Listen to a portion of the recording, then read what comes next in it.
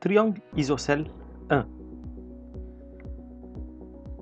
On a trois types de triangles selon les longueurs de leur côté. Triangle quelconque, triangle isocèle et triangle équilatéral. Et on va parler maintenant du triangle isocèle qui a deux côtés seulement de même longueur. Théorème 1.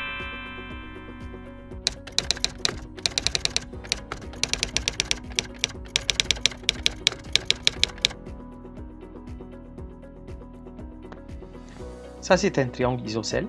Ça, c'est son sommet. On peut dire que c'est un triangle isocèle en A, par exemple. Les deux côtés qui ont la même longueur et le troisième côté qui a une longueur différente. On voit maintenant les deux côtés qui ont la même longueur. Le troisième côté s'appelle la base qui est en face du sommet du triangle. Les deux côtés, toujours en même longueur. Et théorème 1 nous dit que les deux angles à la base sont superposables ou ils ont la même mesure comme on peut voir devant nous. Même si on change la longueur d'un côté, le triangle toujours est un triangle isocèle et les deux angles à la base sont toujours superposables.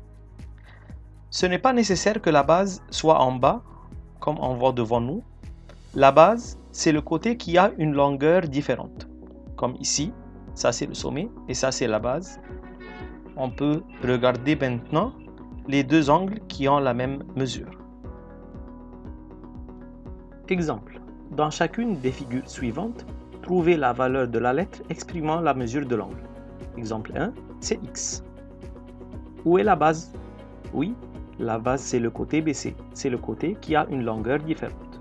Puisque AB égale AC, donc mesure de l'angle ABC égale mesure de l'angle ACB égale 50 degrés, alors x égale 50 degrés. Exemple 2, où est y? On doit chercher la base. La base, c'est le côté de longueur différente.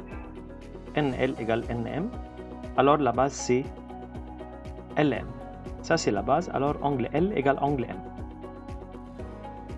Puisque NL égale NM, donc mesure de l'angle NLM égale mesure de l'angle NML égale 180 moins 54 divisé par 2 égale 63 degrés. Alors Y égale 63. Corollaire.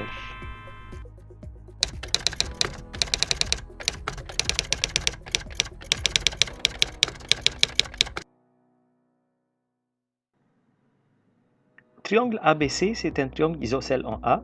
AB égale AC et mesure de l'angle A égale 60 degrés. Est-ce que c'est un triangle isocèle ou un triangle équilatéral? Si on détermine la mesure des deux angles à la base, B et C, on va savoir que leur mesure est égale à 60 degrés. AB égale AC. Alors les deux angles égale 180 moins 60 divisé par 2. Alors c'est un triangle équilatéral. Et n'importe quel triangle isocèle qui a un angle de mesure 60 degrés, c'est un triangle équilatéral.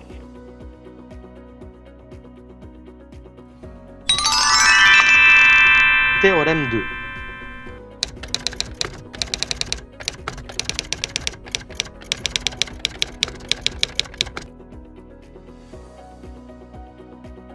D'après théorème 2, on veut savoir maintenant quels sont les deux côtés qui ont la même longueur dans le triangle XYZ.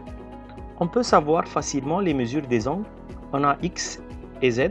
On peut déterminer la mesure de l'angle Y. Et quand on trouve deux angles qui ont la même mesure, les deux côtés opposés à ces deux angles sont les deux côtés superposables ou les deux côtés qui ont la même longueur.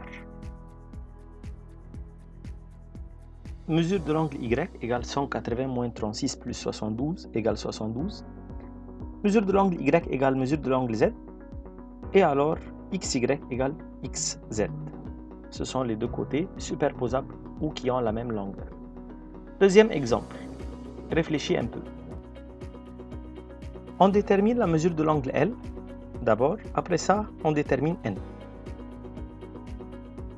L égale 57 degrés opposé par le sommet, car il y a deux droites séquentes. Mesure de l'angle N égale 180 moins 57 plus 66 égale 57 degrés. Mesure de l'angle L égale mesure de l'angle N. Et alors, MN égale ML.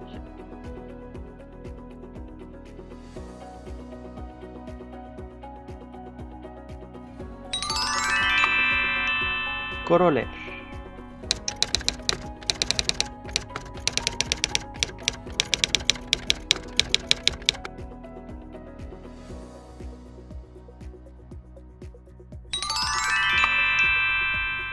Rappel.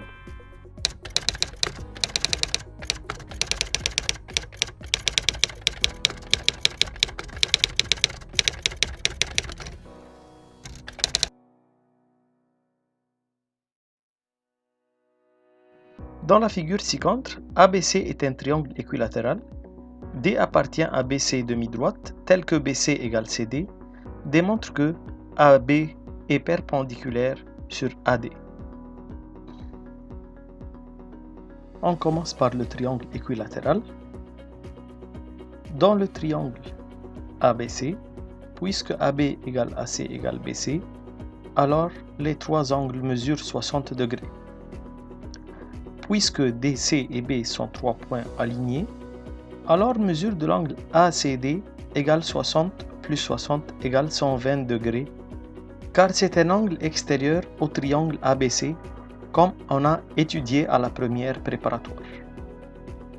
Dans le triangle ACD, c'est un triangle isocèle, CA égale CD, alors mesure de l'angle CAD égale mesure de l'angle CDA égale 180 moins 120 divisé par 2, alors les deux petits angles mesurent 30 degrés.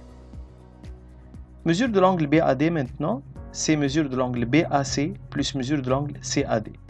C'est 60 plus 30, alors c'est 90 degrés.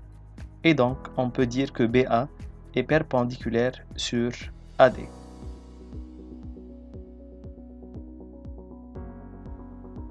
Et enfin, merci pour votre attention.